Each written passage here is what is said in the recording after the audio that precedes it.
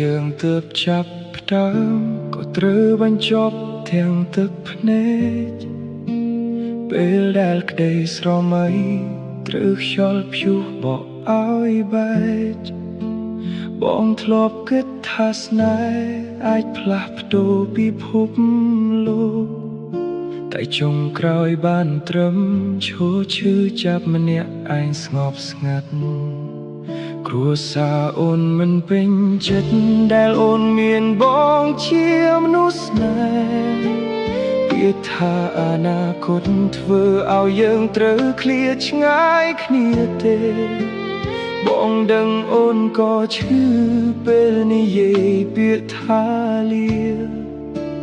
ទោះបេះដូងស្រឡាញ់ក៏ត្រូវបងខំឲ្យដើរចេញទៅណាទ្រាំទឹកភ្នែកលាក់ក្នុងស្នាមញញឹមបាយទាំងមិនអស់ចិត្តស្រឡាញ់គ្នាខ្លាំងប៉ុណ្ណាក៏មិនអាចផ្លាស់ប្ដូរជីវិតពេលដើរជួបមុខគ្នាបានត្រឹមលួចមើលពីចម្ងាយចង់ហៅឈ្មោះអូនខ្លាំងណាស់តែបេះដូងបានត្រឹមស្ងៀមស្ងាត់សោកស្ដាយបងនៅតែជឿលើថ្ងៃមួយដែលគ្រួសារអូនយល់ចិត្ត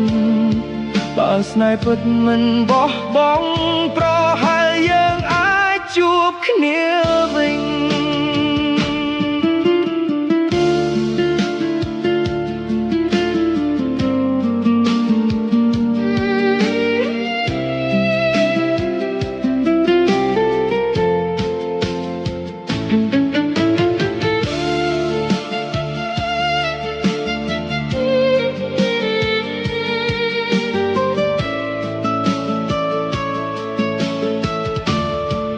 ទ្រាំរស់ទាំងឈឺចាប់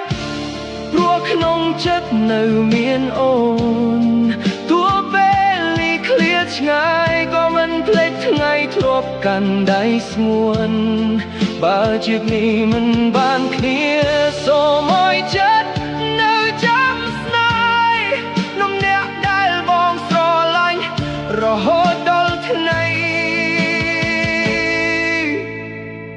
ចុងក្រោយដែរ